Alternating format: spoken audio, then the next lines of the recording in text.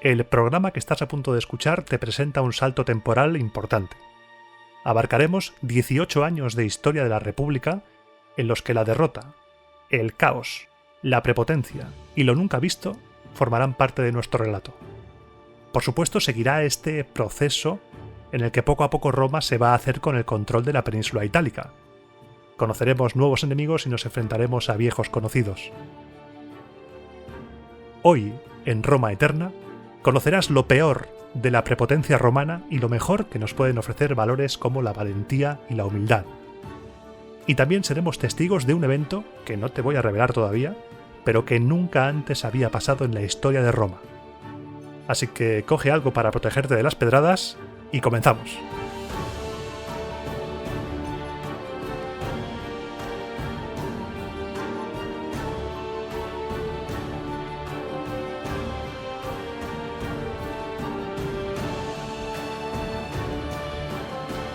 Programa 40. 40 programas llevamos ya y estamos todavía en el año 431, con los cartagineses asomando la patita en Sicilia. Todavía quedan muchos años para que sean parte importante de nuestra historia, pero me pareció bien ponerlo porque así tenemos un contexto general de lo que estaba pasando durante esos años en otros lugares que no fueran Roma. Por ejemplo, ese mismo año, el 431 a.C., comenzaba la Guerra del Peloponeso, ese conflicto que enfrentó a la Liga de Delos y a la Liga del Peloponeso, Esparta y Atenas en su máximo esplendor, siglo V. Roma estaba peleando por hacerse un hueco todavía en la península itálica y en Atenas estaban ya en lo más alto. Me gusta contextualizar la época, no solo Roma, sino el resto del mundo, porque así podemos hacernos imágenes mentales mucho más sencillas. Por ejemplo, si yo te digo 431 no te suena de nada, pero si te digo 431, Guerra del Peloponeso, Pericles, Alcibíades, personajes como Lisandro, Arquídamo II, vas a poco hacerte una imagen de dónde estamos, de la época en la que estamos. Pero en nuestra historia, la historia de Roma, todavía tenemos a una joven república que no tiene ni un siglo de antigüedad y que se está dando de tortas continuamente con sus vecinos. Así que hoy voy a dar un salto de varios años, como te decía en la introducción, y empezaremos saltando del 431, donde habíamos dejado el anterior, al 426, porque en esos años no pasó nada especialmente reseñable. Salvo como curiosidad, en el año 428, el bicho que mató a Lars Tolumnio, Aulo Cornelio Coso, llegó a cónsul. Y en el 427, llegó al consulado Cayo Servilio Ahala. ¿Qué dices? Vaya, ¿no estaba exiliado? Bueno, parece que volvió. Y empezamos en el 426. Ese año se eligieron tribunos militares con poder consular a Titio Quincio Peno, Cayo Furio, Marco Postumio y Aulo Cornelio Coso, al que ya se le ha quedado el apelativo de El Bicho. Roma está de uñas otra vez con Veyes. Vuelve la guerra. Así que tenemos que organizarnos. Tenemos un problema. Cuando tienes 4 jefes, puede darse el caso de que sea un poco complicado ir a una. Un líder para cada frente está bien, pero cuando tienes 4 para un único frente, puede ser el caos. Y aquí Roma comprobó de primera mano que si los 4 no se iban bien, si los 4 no miran en la misma dirección, esto se va a pique. Porque cada uno seguía su propio plan, cada uno hacía lo que le daba la gana. Órdenes contradictorias, uno decía una cosa, otro otra, y pasó pues lo que tenía que pasar. Los de Veyes se aprovecharon, atacaron en el momento apropiado, y los romanos, que tenían un ejército dividido, unos decían que al ataque, otros decían que retirada, pues la derrota romana fue estrepitosa, sin paliativos, fue un desastre. Cuando esta noticia llegó a Roma, la gente descargó su rabia contra los tribunos y reclamaron un dictador, un único mando que vengara la derrota sufrida por culpa del descontrol de los tribunos militares. No hay nada como el caos para que la gente te pida un mando único. Pero alto ahí, porque tenemos un problema de tipo procedimental. Hasta ahora nos habían dicho que un dictador solo podía ser nombrado por un cónsul, y nombrar un dictador así por las bravas quizá molestaría a los dioses. Debemos consultar a los augures, vamos a pedirles permiso a ver qué pasa. Los augures, posiblemente bien motivados para que no hubiera problemas, dieron su aprobación y Aulo Cornelio Coso nombró dictador a Mamerco Emilio. Y este, como es de bien nacido ser agradecido, nombró Magister Equitum a Aulo Cornelio Coso. Una mano lava la otra. Mientras Roma arreglaba el desaguisado de haber elegido 4 tribunos consulares que no sabían trabajar en equipo, los de Veyes se habían venido arribísima con el triunfo. Pero arribísima. Y lo que hicieron fue enviar embajadores a recorrer todos los pueblos de Etruria, básicamente para chulearse, para hacerse los chulos, a informar de que habían derrotado a 3 generales romanos en una sola batalla, ya que uno de los 4 se quedó en la ciudad, solo fueron al combate 3. Estos embajadores de Veyes no iban buscando una alianza de pueblos etruscos contra Roma. Quizá habría sido un buen momento, pero aún así muchos voluntarios etruscos se alistaron. Y de todos los pueblos etruscos, solo uno decidió dar el salto y aliarse con Veyes contra Roma. Y ese fue Fidenas, que decidió romper los pactos y reemprender la guerra contra los romanos. Los colonos romanos que había en Fidenas fueron asesinados y el dúo Veyes-Fidenas decidió que el centro de las operaciones bélicas fuese la ciudad de Fidenas por estar más cerca de Roma. Así que todo el ejército fue marchando desde Veyes, cruzó el Tíber y se trasladó a Fidenas. En Roma cundió el pánico. ¡Ay, dioses míos! Que esta vez sí, que esta vez nos hunden el pecho, se escuchaba por la calle. Y en esas llegó el ejército que había perdido, que había sido derrotado, y se estableció un campamento militar delante de la Puerta Colina. Se colocaron soldados en los muros, se suspendieron las actividades del foro, las tiendas fueron cerradas y la ciudad se preparó para una guerra que no pintaba nada bien. La ciudad se convirtió en un campamento militar. Entonces, el dictador Mamerco Emilio, viendo que la moral ciudadana estaba por los suelos, envió pregoneros por todos los barrios de la ciudad para anunciar que convocaba al pueblo en asamblea. Cuando todos estuvieron reunidos en el foro, el dictador habló. «Ciudadanos de Roma, ¿qué os pasa? ¿Por qué andáis con el alma en vilo y la cabeza agachada? ¿Una derrota significa el fin? ¿Un pequeño revés y ya nos venimos abajo? La derrota sufrida ante los veyentes no fue culpa ni del valor del enemigo ni de la cobardía de nuestros hombres, sino a la falta de entendimiento de los generales. ¿Por qué tembláis ante ellos? ¿Por qué tembláis ante los veyentes? 6 veces les hemos vencido. 6. ¡6! ¿Y ante Fidenas? Por el padre Marte, si casi la hemos tomado más veces que ocasiones la hemos atacado. Por Dios. Seamos serios. Son nuestros enemigos de siempre. Los mismos que llevan años provocándonos. Tienen la misma fuerza, el mismo valor y las mismas armas. Y ya les hemos derrotado antes. ¿Y nosotros? Nosotros también somos los mismos. Ya hemos aplastado antes a los ejércitos de Veyes y Fidenas. Tenemos gente como Cornelio Coso, el mismo que mató al rey de Veyes Lars Tolumnio cuando era tribuno militar. El mismo que llevó sus despojos al templo de Júpiter Feretrio. Romanos, empuñad las armas y tened bien presente que en nuestro haber tenemos la victoria, la gloria y los despojos de nuestros enemigos. Y ellos el crimen. El crimen por haber dado muerte a nuestros embajadores, asesinado a nuestros colonos y violado la paz. Marcharemos y venceremos. Estoy convencido de que en cuanto estemos frente a frente, no les va a durar mucho esa alegría.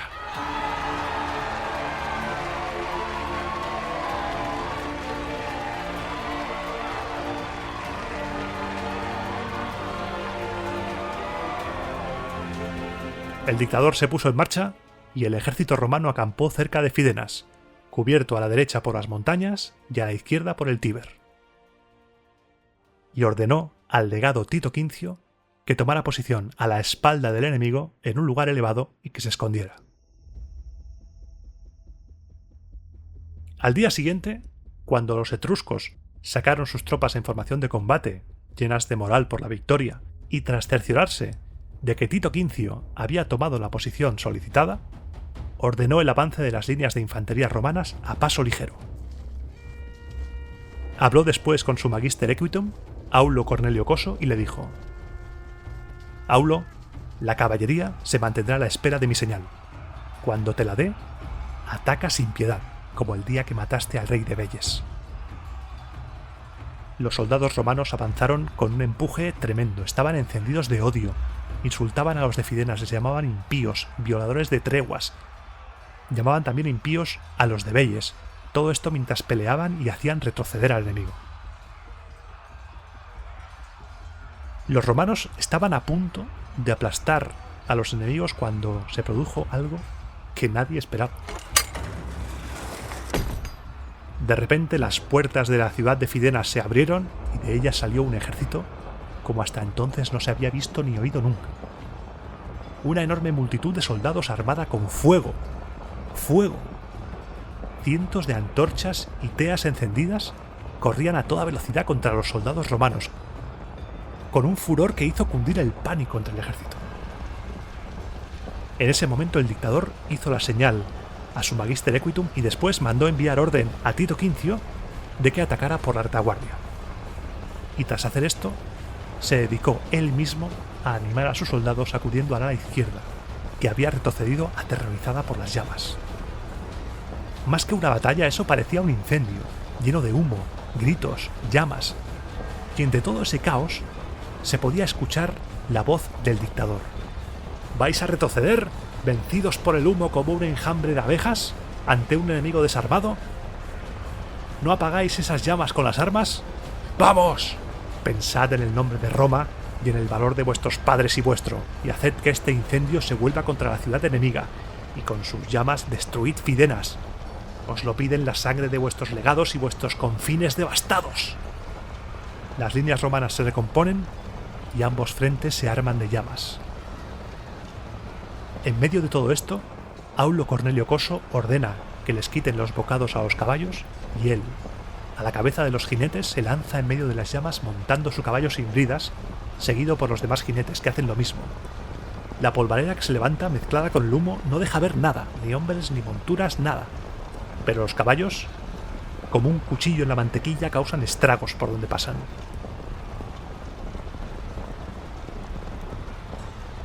Y en ese momento llegan por la retaguardia Tito Quincio y sus tropas. Viéndose sin salida, cercados por ambos frentes, los vellentes y los fidenates intentan huir, pero en su huida, al reinar el desconcierto, acaban cayendo en su mayoría en manos romanas. Muchos acaban degollados a las orillas del Tíber. A otros se los llevan los remolinos del río, y solo unos pocos consiguen nadar y llegar hasta el otro lado. Fidenas es tomada por las armas, y la ciudad y el campamento son entregados al pillaje. Al día siguiente, después de sortear entre cada jinete y cada centurión un prisionero y 2 para los más valientes, se vendió en subasta a todos los demás, y el dictador, victorioso y cargado de botín, volvió en triunfo a Roma. En Roma hizo dimitir de su puesto al Magister Equitum y él mismo después dimitió a los 15 días de haber asumido el mando. En esta batalla también nos cuenta Tito Livio que hay algunos analistas que dicen que hubo combate naval contra los de Fidenas. Por el río, claro. Pero es que el río no tenía, ni en tiempo de esas guerras, ni en tiempos de Livio, anchura suficiente, y el mismo Tito Livio, educadamente, les llamó flipados. Porque de haber habido algún choque naval, habrían sido 4 barcas intentando impedir que se cruzara el río. Imagínate cómo de flipado debes de ser para que Tito Livio te llame flipado. Tras esta espectacular victoria, porque el tema del fuego, el humo, el caos es digno de una película, entramos ya en el año 423 y este año son elegidos cónsules Cayo Sempronio Atratino, quédate con este nombre, y Quinto Fabio Bibulano. Este año sucedió algo interesante fuera de Roma, ya sabes que a mí me gusta, si pasa algo fuera, decirlo, y es que ese año la ciudad de Capua fue tomada por los samnitas. Tito Livio nos dice que por aquel entonces la ciudad se llamaba Volturno y que fueron los samnitas quienes la rebautizaron y la llamaron Capua. Los samnitas serán importantes dentro de no mucho tiempo. Se hicieron con la ciudad engañando a los etruscos. Los etruscos cuentan que dejaron entrar a los samnitas ya cansados de pelear, dijeron, bueno, vamos a compartirla con vosotros, vamos a vivir en paz juntos. Y durante la noche los samnitas mataron a los colonos etruscos y a los antiguos habitantes de la ciudad, consiguiendo hacerse con ella a traición. Mientras todo esto pasaba en el sur, en la ciudad de Roma todo iba bien. La victoria del año anterior había llenado de orgullo las calles, pero rápidamente se torcieron las cosas. Ya sabes tú que en Roma la alegría no dura mucho. Otra vez los volscos estaban afilando armas. Los embajadores latinos y hérnicos informaron de que nunca hasta entonces habían visto a los volscos tan ansiosos por atacar. Le tocó preparar la campaña al cónsul Cayo Sempronio. Y bueno, digamos que tanto él como los patricios se pasaron de sobrados. Él estaba confiado en la suerte de Roma, creía que la guerra estaba ganada antes de pisar el campo de batalla. Roma victoriosa, Roma inmortal, Roma aeterna, Roma, vamos, solo con pronunciar el nombre de Roma los enemigos se debían caer de rodillas ante ella. Así que se comportó de una manera temeraria y muy descuidada, hasta el extremo de que había más disciplina romana en el ejército volsco que en el de Roma. ¿Y qué pasó cuando el ejército de Sempronio se enfrentó a los volscos? Desastre. Desastre. Ya van dos. Porque si te comportas como los ejércitos romanos que aparecen en los cómics de Asterix y Obelix, ¿qué puede suceder? Que te acaricien la cara a gran velocidad, es lo que puede suceder. Sempronio fue a la batalla de entrada sin dejar reservas que reforzasen las líneas y sin situar bien la caballería. Los enemigos, crecidos ante el descontrol de las filas romanas, atacaron como bestias sedientas de sangre, y los romanos no pudieron hacer otra cosa que defenderse como pudieron. Los volscos presionaban más, más y más y más, y los romanos, en lugar de huir, iban muriendo en sus puestos, se estaban defendiendo. Es como cuando te empiezan a pegar collejas y tú lo único que aciertas a hacer es taparte con los brazos para intentar evitar las hostias, pero no acabas de hacer nada, ni huyes ni atacas. El cónsul increpaba y a la vez alentaba como podía a sus tropas, pero todo era en vano. Su autoridad no servía de nada, y la dignidad de su cargo es que nunca la ejerció. Las tropas romanas se replegaron por todas partes, se abandonaron las enseñas, estuvieron a punto de ser rodeados, y en ese momento, en el momento en el cual el ejército romano estaba en su punto crítico de deshacerse por completo, apareció Sexto Tempanio, un decurión, un suboficial de caballería que mandaba 10 hombres, y salvó a todo el ejército romano. Se adelanta llevando su lanza en alto, recibiendo el clamor de sus compañeros que le siguen en su avance. Todos se cubren con los pequeños escudos que llevan los jinetes, eran de apenas unos 70 centímetros de diámetro, y se dirigen allá donde las tropas romanas lo estaban pasando peor. Poco a poco las líneas romanas se fueron recomponiendo, pero los volscos se dieron cuenta y el general enemigo ordenó aislar a esos soldados del resto del ejército para que no pudieran ayudarse. La batalla entonces se divide en dos frentes. Por un lado, los volscos contienen al cónsul y a su ejército, y por otro, Tempanio y sus jinetes están intentando llegar al ejército del cónsul, pero no pueden porque están siendo bloqueados. Lo que tienen que hacer es ocupar un pequeño montículo y protegerse, como si fueran un erizo, con los escudos y las lanzas, de los ataques enemigos. Formaron un círculo e intentaron devolver golpe con golpe. Las fuerzas del cónsul seguían resistiendo, y así, con esos dos frentes en combate, se llegó a la noche. Se interrumpió el combate y la jornada acabó sin ningún vencedor. Eso sí, al retirarse, ambos ejércitos pensaban que habían perdido. Y como pensaban que habían perdido, abandonaron a los heridos y gran parte de su equipo, y tanto volscos como el ejército del cónsul y el mismo cónsul dijeron «hasta luego», y se retiraron del campo de batalla. Pero mientras todo esto pasaba, Tempanio seguía ocupando su puesto, seguía en ese montículo en formación, protegiéndose de lo que pudiera pasar, porque él se esperaba una emboscada, una celada nocturna. No se fiaba de nadie, y hacía bien, porque en estos tiempos no te puedes fiar de nadie. Pero llegó el amanecer, no pasó nada. Asomaron la cabeza, dijeron a ver. Ordenó Tempanio entonces un reconocimiento y comprobó que el campamento volsco había sido abandonado, solo quedaban los heridos. Esto le llenó de alegría, dijo «¡Vamos, que hemos vencido!». Hizo bajar a sus compañeros del montículo Y todos felices y celebrando, fueron al campamento romano y descubrieron que también estaba abandonado. Yo me imagino en ese momento a Sexto Tempanio diciendo: no entiendo nada. ¿Dónde está el cónsul? ¿Dónde estás? Sin saber dónde diablos estaba el cónsul Sempronio, coge a los heridos y cargando con ellos se dirige a Roma por el camino más corto antes de que los volscos volvieran a rematar la faena. En esta época las noticias parece ser que son más rápidas que las piernas de los soldados. Debe haber un internet o algo que hace que las noticias circulen súper rápido. Y en Roma se recibieron con dolor los detalles de la batalla y del abandono del campamento. El pánico y el llanto se adueñaron de Roma. El duelo fue tanto público como privado. El cónsul que se había quedado en la ciudad, Fabio, puso guardias en las puertas esperándose lo peor, y al cabo de unas horas fueron avistados unos jinetes a lo lejos. Todos aguantaron la respiración un momento, a ver si iban a ser los volscos, pero no. Cuando se fueron acercando se les reconoció como soldados romanos y su llegada fue una explosión de alegría. Se les recibió entre vítores, aplausos, la gente corriendo, la caballería ha vuelto, la caballería ha vuelto. Padres, madres, hijas, hijos, esposas corren a abrazarse con los suyos. Pero sabemos que Roma es una ciudad complicada, una ciudad en la que impera la ley del barrio. Abrazo pa'l amigo, navajazo pa'l enemigo.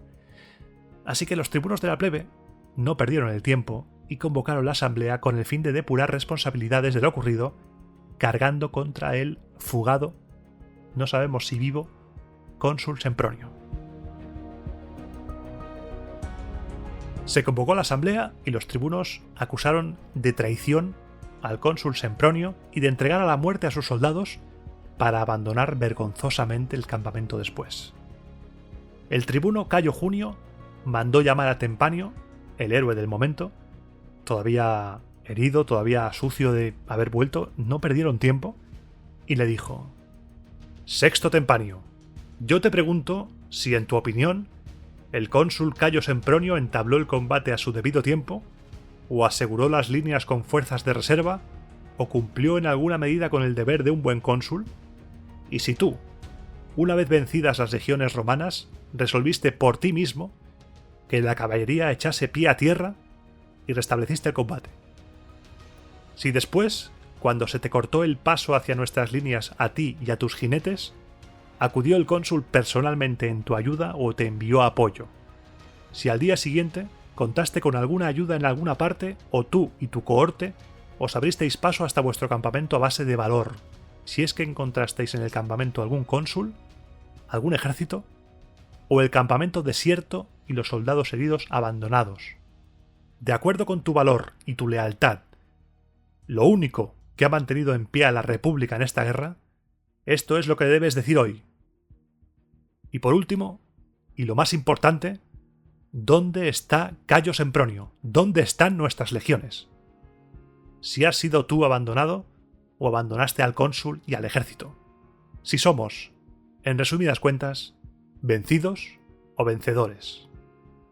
En pocas palabras, Cayo Junio le dijo a Sexto Tempanio: canta, pajarito, canta, porque le tenemos muchas ganas al cónsul. Esto es una comisión de investigación en toda regla. Querían saber los detalles. Querían saber qué había pasado. Querían que lo aclarase. Era el único testigo así visible que había. Tempanio, a pesar de tener en sus manos el poder de destrozar al cónsul, porque recordemos que Cayo Sempronio Atratino efectivamente huyó, efectivamente fue negligente, y efectivamente fue él, Tempanio, quien salvó al ejército, no hizo nada de eso. No es un soldado quien tiene que hacer un juicio de valor sobre su general, sino que ya lo había hecho el pueblo romano al elegirlo cónsul. No me preguntéis sobre resoluciones de un general o cualidades de un cónsul. Yo solo puedo contar lo que he visto, y lo que vi, antes de perder el contacto con el ejército, fue al cónsul batiéndose en primera línea, dando ánimos, moviéndose entre enseñas romanas y dardos enemigos. El combate se alargó hasta la noche, y yo me mantuve con los jinetes en una posición segura para evitar cualquier emboscada. Imagino que el cónsul habrá hecho lo mismo con el resto del ejército, con tal de salvaguardar sus vidas. Su ubicación no os la puedo decir. Por favor, dejad que me retire, pues estoy agotado.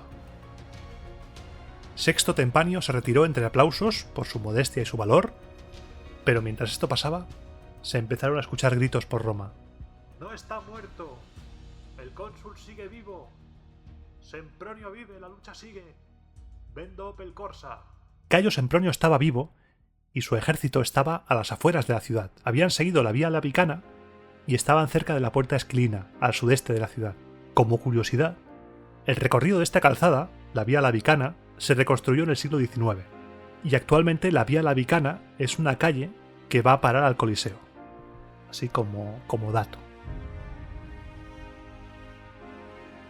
Fueron recogidos los heridos y llevados a la ciudad y el cónsul hizo su entrada en Roma, deshaciéndose en elogios hacia Tempanio, quizá con el fin de minimizar sus errores. No hay nada mejor que potenciar un evento para minimizar el otro, y quizá pensó, bueno, voy a ensalzar a Tempanio para que la gente se olvide. Pero no le iba a salir bien la jugada.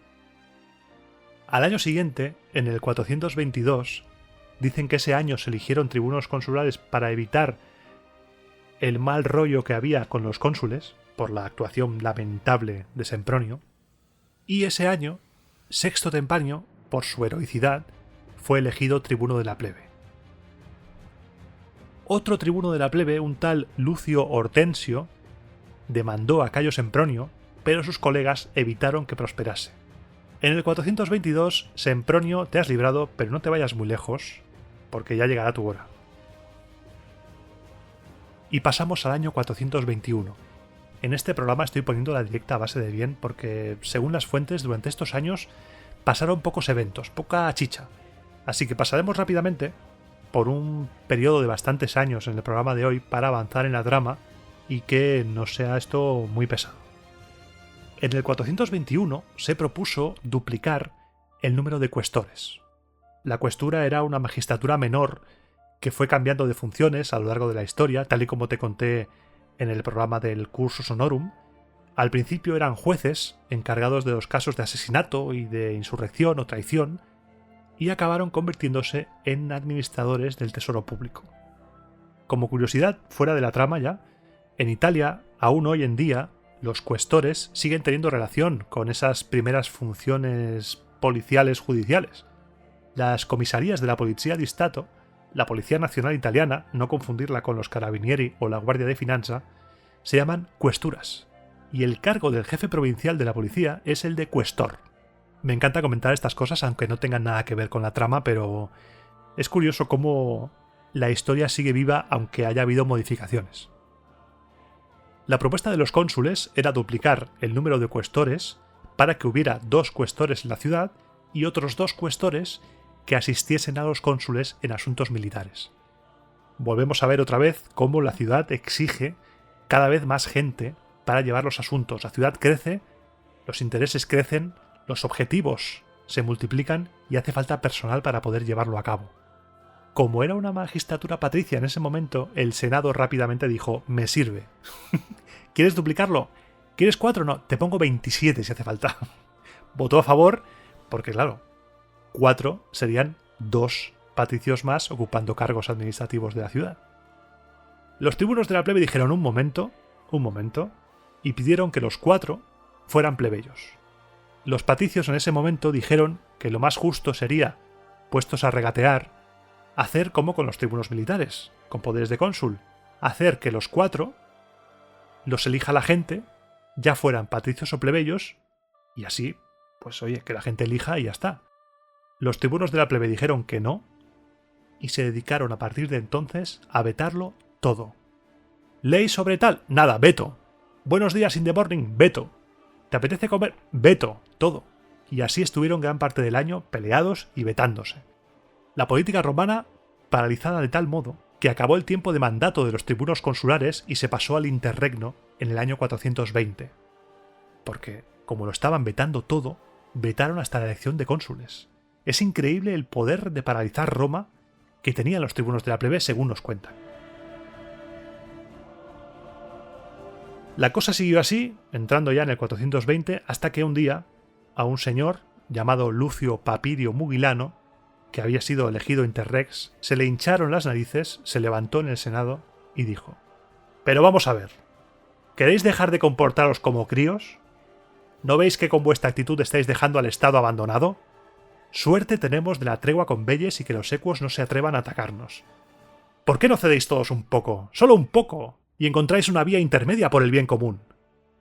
Patricios, dejad que se nombren tribunos consulares en lugar de cónsules, y tribunos, dejad, por los dioses, de vetarlo todo, especialmente la elección de los 4 cuestores libremente por sufragio del pueblo. Es que ya está bien, que ya aburrís con tanto veto y tanta pelea unos y otros. Somos los más altos representantes del Estado, debería daros vergüenza. Si nos atacasen ahora, no tendríamos ni generales. Vergüenza para vuestras casas, vergüenza». Un discurso duro, un discurso que apelaba a la vergüenza, al orgullo de patricios como tribunos de la plebe, un discurso muy actual, que se le podría decir a políticos de varios países, y, sea como fuere, calmó los ánimos, todos cedieron, pero el resultado fue cuanto menos divertido. Porque primero se celebraron los comicios para elegir tribunos militares con poder consular, y aquí los tribunos de la plebe se van a llevar una bofetada, porque fueron elegidos todos patricios, todos. Lucio Quincio Cincinato, Lucio Furio Medulino, Marco Manlio y Aulo Sempronio Atratino, primo del cónsul, que todavía estaba disimulando, no haciendo mucho ruido, para que no le cayera un yunque de 56 toneladas en la cabeza. Pues este último, Aulo Sempronio, presidió después la elección a cuestores, porque claro, cedieron unos y cedieron otros. Entonces, este último presidió las elecciones a cuestores, y de entre los candidatos había 2, que eran, uno, un hijo de un tribuno de la plebe, y el otro, hermano de otro tribuno de la plebe. Pero nada, ni su influencia, ni el apoyo electoral familiar, nada, no sirvió de nada. Todos los cuestores elegidos fueron patricios, segunda bofetada a los tribunos de la plebe. Esto les enfureció, por supuesto, pero ¿cómo? ¿Por qué nos siguen rechazando los nuestros? ¿Por qué no nos votan? Es que ni siquiera nos eligen como cuestores. ¿De qué sirve que luchemos por ellos? Entraron en una furia ciega y, cuando no eres capaz de reconocer que has hecho algo mal y te quieres aferrar a lo que sea, algo que también pasa actualmente, jugaron la carta del fraude electoral. Si no nos votan los nuestros, solo puede significar que hay fraude.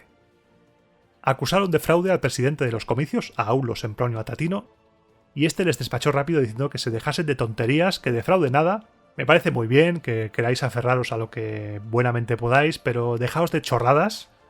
Aquí no ha habido fraude. Si la gente nos vota es porque sois lamentables como tribunos de la plebe y no hacéis más que bloquear al Estado con vuestras pataletas.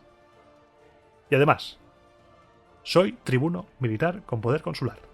Eso significa que soy intocable. Así que lo siento mucho, tribunos, pero a llorar a la llorería. Pero adivina quién no era ya cónsul y no era ya intocable. El primo. Cayo Sempronio Atratino, el que abandonó el campamento. Así que los tribunos lo vieron clarísimo. Los tribunos dijeron: vamos allá, esta es la nuestra, vamos a denunciar a Cayo por la ignominiosa guerra contra los volscos.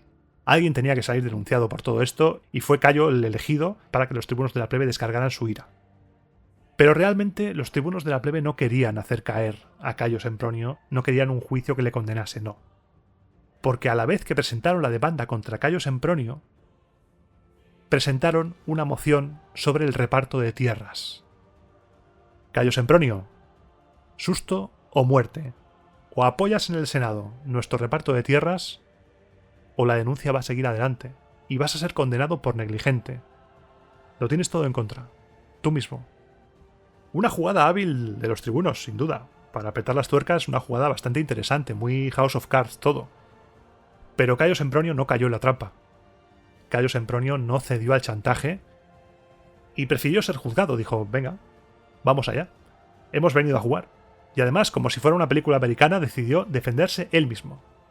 No ganó el caso, pero no le fue del todo mal, ya que solo tuvo que pagar una multa económica y ya está. Tanto escándalo, tanto alboroto, tanto chantaje, tanto cloacas del Estado para nada. Cambiamos de año y vamos al año 419. Ese año se eligieron tribunos militares con poder consular y casi hay una revuelta de esclavos. Los esclavos se conjuraron para incendiar Roma en diferentes puntos de la ciudad, para así aprovechar, mientras la gente estuviera intentando sofocar los incendios, ocupar armados la ciudadela y el Capitolio. La conjura fue desarticulada porque 2 esclavos delataron al resto, y estos 2 delatores fueron recompensados con muchísimo dinero en metálico y con la libertad. Es el segundo intento de rebelión de esclavos que vemos. En el 501-500 ya vimos otro, y esta vez pretendían hacerse con el control de la ciudad, hacer que el resto de esclavos se les unieran, matar a todos los patronos y apoderarse de las mujeres y las riquezas. La próxima vez que veamos algo parecido será en el año 259 a.C., momento en el que se rebelaron 3.000 esclavos. Cuando lleguemos al 259 todavía nos quedará mucho tiempo hasta llegar a las guerras serviles, a las famosas guerras serviles, y hablaremos de, llegado el momento, Espartaco y todo eso. Todo lo vamos a tocar Roma Eterna mientras me quede voz y me queden energías. Tienes Roma Eterna hasta el final. Roma todavía se estaba recuperando de esa rebelión, de ese intento de rebelión esclava, cuando llegaron noticias de que los equos y los labicanos hacían frente común. Lo de los equos era de esperar, total, casi cada año nos pegamos con ellos, pero lo de la ciudad de Labicos pilló por sorpresa. Eran aliados. Así que lo que se hizo fue enviar embajadores, y nos dicen que volvieron a Roma con una respuesta ambigua, que no quedaba claro si se estaban preparando para la guerra o no. Me imagino a los legados romanos llegando y preguntando, oigan, ¿no estarán ustedes preparándose para atacarnos? Y los labicanos diciendo, no, ¿cómo? No, ¿qué va? Así mientras afilan las armas, no. ¿Pero qué dices? Madre mía, ¿atacar? ¿Guerra nosotros contra vosotros? Pero qué cosas tenéis los romanos, madre mía, sois la monda. Como todo era muy sospechoso, mucho, el Senado encargó a los tusculanos, a los de la ciudad de Túsculo, que estuvieran atentos por si las cosas guerreras salían de madre. Y así pasamos al año siguiente, al 418, año en el que se eligieron a tribunos militares con poder consular, a Lucio Sergio Fidenate, Marco Papirio Mugilano y Cayo Servilio Ahala, o Axila, como también he leído en otras fuentes. Voy a obviar el hecho de que el asesino de Espurio Melio pase del exilio a tener la más alta magistratura del Estado en 10 años, porque tenemos que ir por partes, una crisis a la vez, por favor, y llegaron embajadores de Túsculo.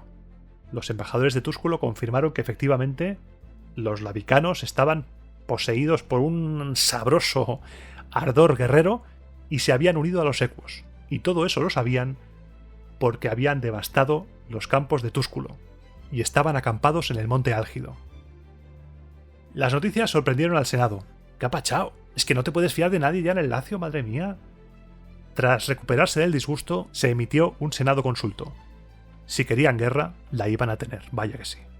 2 tribunos se irían a la guerra y otro se quedaría en la ciudad. Y como ya viene siendo tónica en el programa de hoy, Roma es un patio de colegio y los tribunos militares se vuelven a pelear. Y esta vez porque todos querían salir de campaña y veían como indigno, como un insulto, quedarse a administrar la ciudad. Y ya tenemos otra vez el gallinero revuelto. Decían que administrar la ciudad era una tarea ingrata, oscura, y que ellos querían ir a la guerra y conquistar la gloria para Roma. Los senadores estaban alucinando. ¿Qué tenemos aquí? ¿Escolares o tribunos militares con poder consular?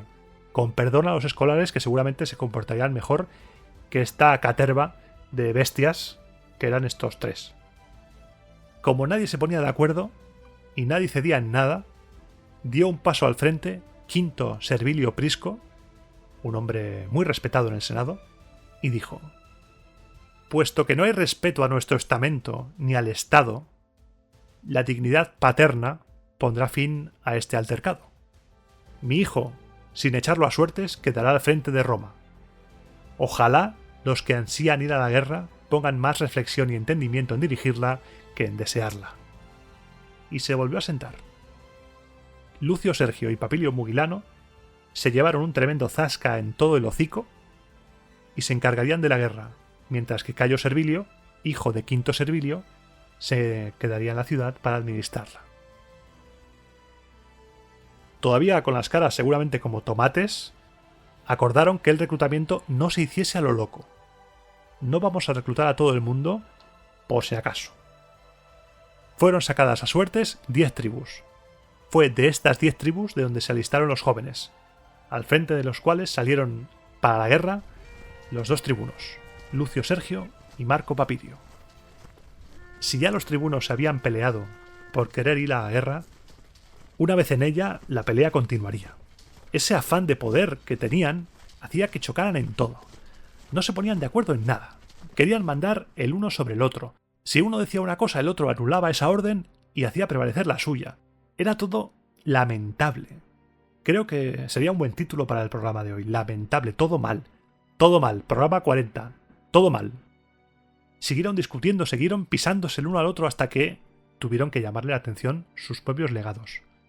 Señores, a ponerse las pilas.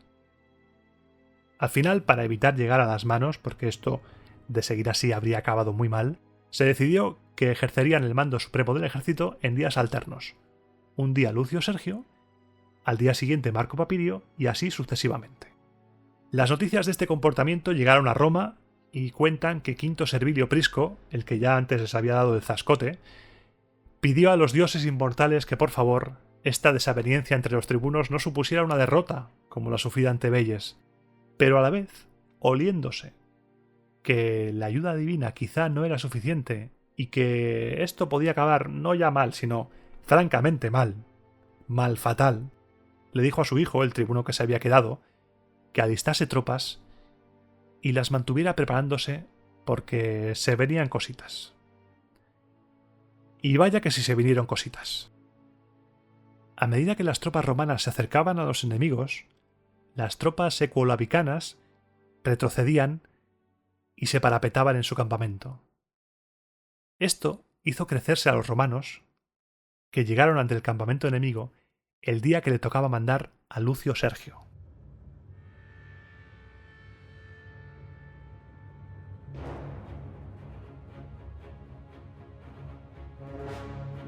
A Lucio Sergio no se le ocurrió que estas retiradas puedan formar parte de una maniobra, de una estratagema, y confiando en que el enemigo estaba realmente aterrorizado ante los romanos, ordenó el asalto. Lo que no sabía Lucio Sergio es que había llevado a sus soldados a caer en una de las trampas más viejas de la historia militar.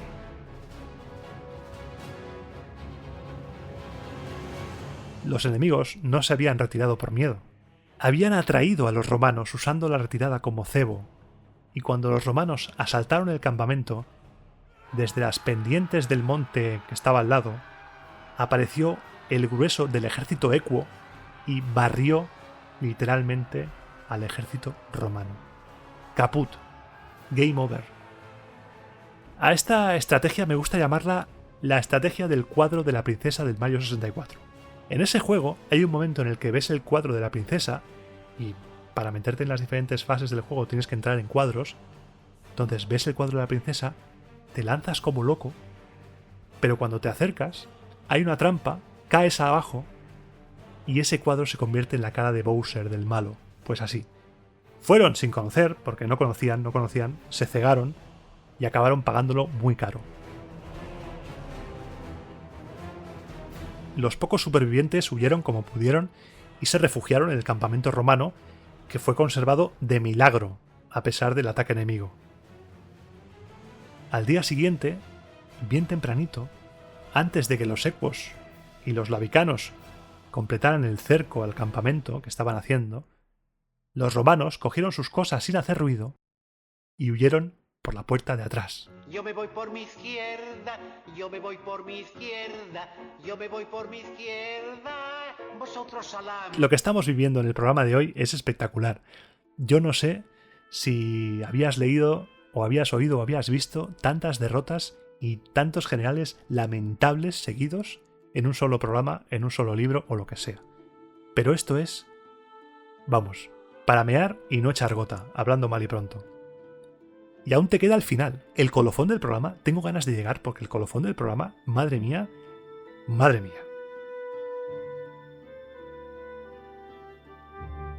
Los generales, legados y lo poco que quedó de consistente del ejército en torno a las enseñas, se dirigió a Túsculo, y los demás, los que estaban desperdigados, se dirigieron a Roma como buenamente pudieron, anunciando una derrota catastrófica, más todavía de lo que se había sufrido.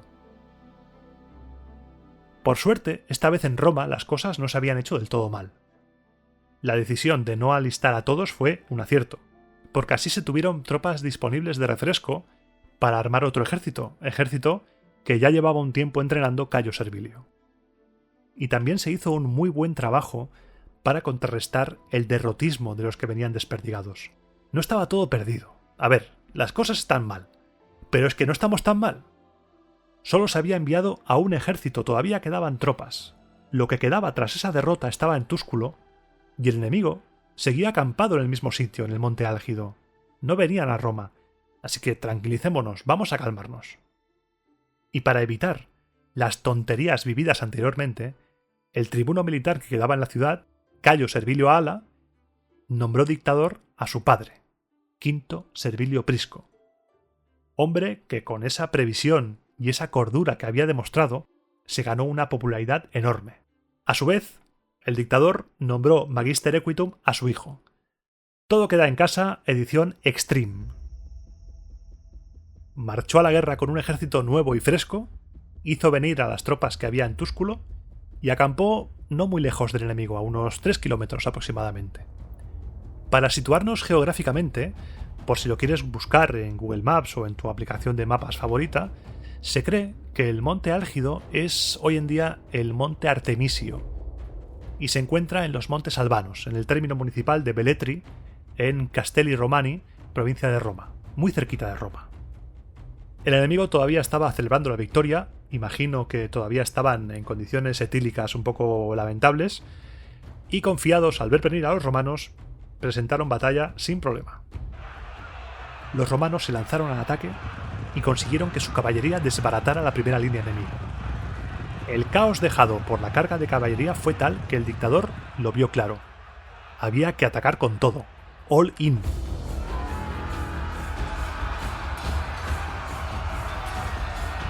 Dio orden de que avanzasen rápidamente las enseñas de infantería. Cuentan que avanzaron todos los portaestandartes menos uno. Ese, el que vaciló, Quinto Servilio Prisco lo mandó ejecutar. Superado ese pequeño escollo, fue tal el empuje con el que lucharon los romanos que los ecuos y labicanos no pudieron aguantar el ataque y huyeron a su campamento. Los romanos, aprovechando el empuje, les persiguieron y tomaron también el campamento.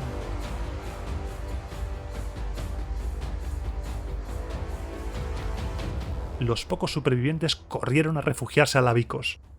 Al día siguiente, las tropas romanas marcharon sobre la ciudad y la tomaron tras rodearla, vencer sus murallas con escalas y saquearla. El dictador volvió a Roma, victorioso, habiendo recuperado el honor del ejército, cargado de botín, y al 8º día tras su nombramiento, dimitió. Y antes de que los tribunos de la plebe dijeran, bueno, ¿y si hablamos del reparto de tierras en este nuevo territorio?, el Senado votó por gran mayoría enviar una colonia a Labicos. 1500 colonos romanos recibieron en esa zona 2 yugadas cada uno, que son poco más de unas 60 hectáreas. Y ahora seguimos saltando en el tiempo. Estamos en una época en la que hay mucha paja y tenemos que cribar muy bien lo que hay de relleno y lo que hay de chicha para que nos interese. Venga, año 415. Este año se volvieron a elegir tribunos militares con poderes de cónsul, y lo que nos interesa aquí, en este año 415 y en el siguiente, en el 414, es que los bolanos, habitantes de la ciudad de Bolas, hicieron incursiones en territorio de la ciudad de Labicos, entrando en guerra con los nuevos colonos romanos. Los volanos esperaban recibir apoyo de los ecuos, pero no fue así. Los ecuos dejaron a los volanos con el culo al aire y los romanos asediaron Bolas y conquistaron la ciudad. Podemos decir que los ecuos dejaron en bolas a los habitantes de Bolas. Y pasamos al año siguiente, año 414. Me han tirado una piedra, ¿pero qué es esto? Un momento.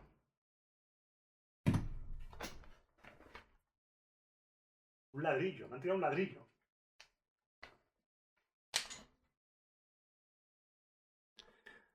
A ver, parece que tiene un mensaje. Deja de contar chistes de mierda, primer aviso. Firmado R.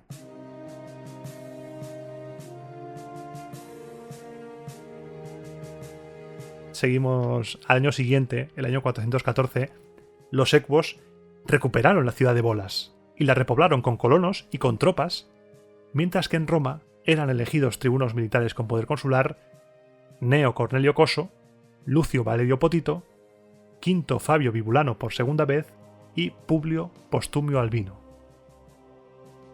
Si cada vez que te digo nombres de cónsules, tribunos y tal te suenan demasiado, son muy parecidos, es que son las mismas familias. Esas familias, esas pocas familias, se reparten siempre el pastel.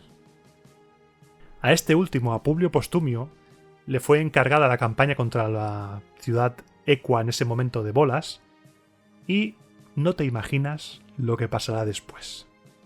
No te lo imaginas. Esto es ya lo máximo de lo máximo. Tito Livio lo define como un hombre de mente torcida. Esto ya te dice, un momento, ¿quién es este señor? Publio alistó rápidamente un ejército, lo llevó a Bolas y tomó la ciudad. Bien, ¿no? Bien. El objetivo de la campaña estaba cumplido, hasta ahí perfecto. Pero ahora se viene un follón como nunca antes habíamos visto en la historia de Roma. Porque con el fin de ganar una batalla, un general debe motivar a sus tropas. Y para motivarlas, lo más efectivo es prometerles un botín. Bien, cuentan que Publio Postumio prometió a sus soldados que el botín del asalto a Bolas sería para ellos. Y entonces atacaron como fieras, tomaron la ciudad. Pero una vez tomada, Publio Postumio faltó a su palabra. Esto encendió los ánimos de las tropas. No se sabe si no les dio el botín porque era menor de lo que se esperaba o por puro engaño, pero lo cierto es que no vieron nada de ese botín. Haberles mentido cabreó a sus soldados, pero para llegar a lo que se llegó después, sucederá algo que haría que su medidor de cabreo explotara directamente. Tras la conquista de Bolas, los tribunos de la plebe, en concreto Marco Sextio, pelearon para que las nuevas tierras conquistadas fuesen para los que la habían conquistado, que se repartieran de manera justa entre los que habían derramado su sangre por Roma, y propusieron una ley agraria y el envío de colonos a Bolas para hacer esto efectivo. Estamos viendo cómo Roma va ampliando territorios a base de enviar colonos. Yo tomo una ciudad y envío colonos. Lo que hago es romanizar esa ciudad, aún en pañales esa romanización, pero para que lo vayamos imaginando. Te mando ciudadanos míos y esa ciudad se va a convertir en una ciudad romana. Cuentan que a todo lo que propuso Marco Sextio, Publio Postumio dijo: si mis soldados no se quedan quietos, habrá palos. Esto molestó a todos, a la asamblea, a los patricios, a los tribunos, a todos. Y Marco Sextio lo aprovechó para encender todavía más los ánimos, dejando bien claro que todavía entre los tribunos de la plebe escocía el no haber elegido a un plebeyo para los puestos de responsabilidad. Y les dijo: ¿le oís, ciudadanos de Roma, amenazando con un castigo como a esclavos a sus propios soldados? Sin embargo, este salvaje os parecerá más digno de tan alto rango que quienes os envían a colonias obsequiándoos con una ciudad y sus tierras, quienes preparan un retiro para vuestra vejez, quienes luchan a brazo partido por vuestros intereses contra tan crueles y arrogantes adversarios. Venid, venid pues. extrañándoos de que sean ya pocos los que defienden vuestra causa. ¿Qué pueden esperar de vosotros? ¿Cargos? Se los dais a vuestros enemigos antes que a los defensores del pueblo romano. Os lamentasteis hace poco al oír su frase. ¿Qué importa eso? Si ahora mismo se celebrase una votación, a este salvaje que os amenaza con el palo, lo vais a preferir antes que a quienes quieren aseguraros tierras, hogares y bienes. Estos discursos dejan claro que no había una única plebe, como ya te adelanté en el programa de Patricios y Plebeyos. Plebe no había una, no era una masa unida, con conciencia de clase, como si, por ejemplo, la tenían los patricios. Había plebeyos desde lo más pobre a plebeyos de lo más rico. Y estos discursos nos dejan claro que esa plebe, la plebe rica, la plebe que sí podía acceder a la política, le echa en cara a la plebe pobre que no le vote. La plebe pobre solo debía votar y callar. Y la plebe rica estaba picadísima con la otra, vamos, la tenían muy adentro, muy adentro.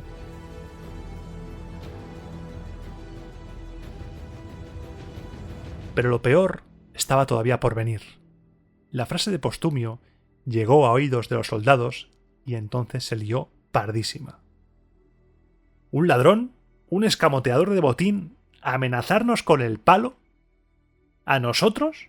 Los soldados estaban indignados y se empezó a crear un gran alboroto. El cuestor, Publio Sextio, envió a un lictor contra el soldado que más jaleo armaba, pensando que reprimir la revuelta con violencia sería una buena idea, pero, spoiler, no suele ser una buena idea, lo único que consigues es encender todavía más los ánimos. Y en ese momento empezaron a llover piedras. Una le dio al cuestor de lleno en la cabeza. El escándalo era enorme. Y atraído por el tumulto, Postumio intentó detener a los alborotadores y ejecutarlos, pero le fue imposible. No podían detenerlos, no podían hacer nada.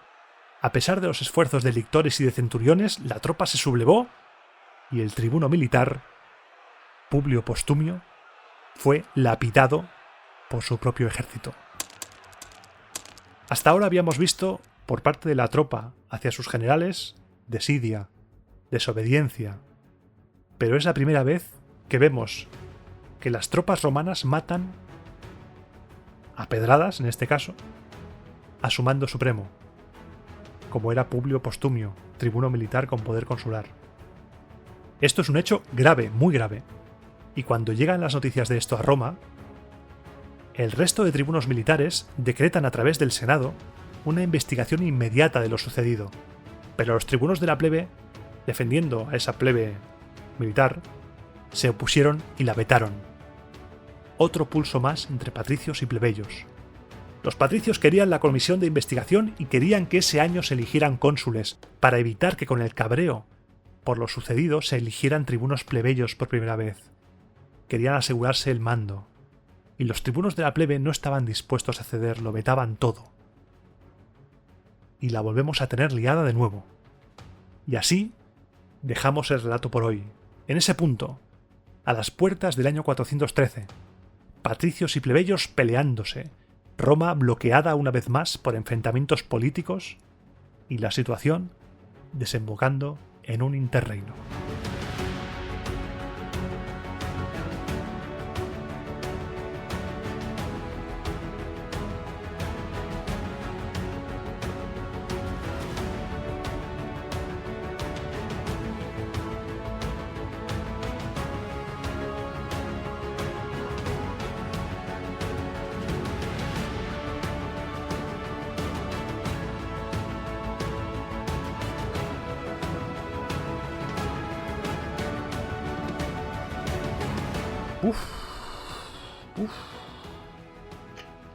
Un poquito de agua, por favor.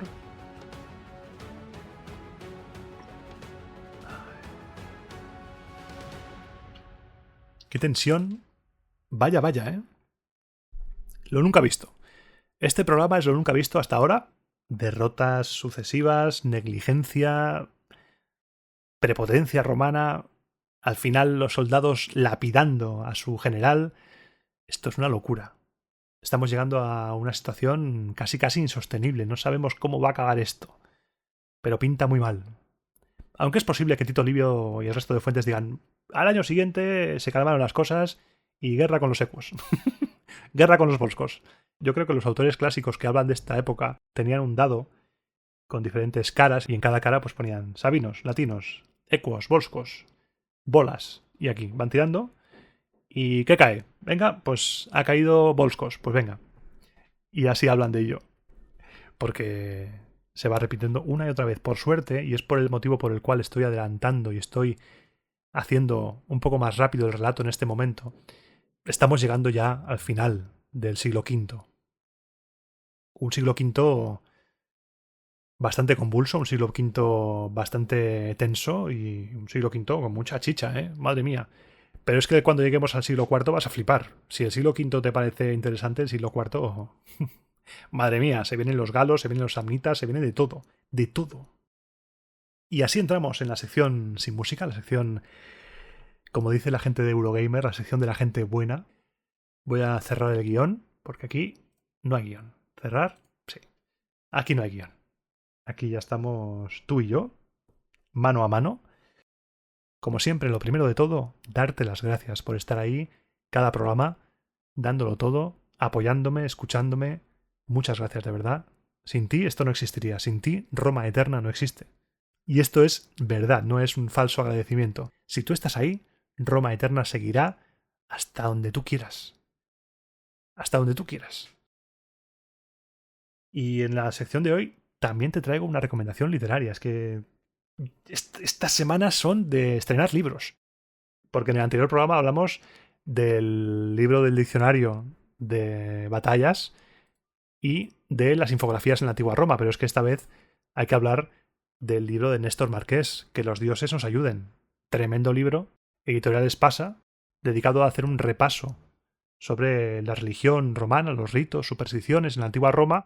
Y es un libro muy interesante, Néstor Marqués me encanta, y engrosa ya la colección haciéndole compañía al primero que sacó de Un año en la antigua Roma y al segundo Fake News en la antigua Roma. No te lo puedes perder, es un librazo.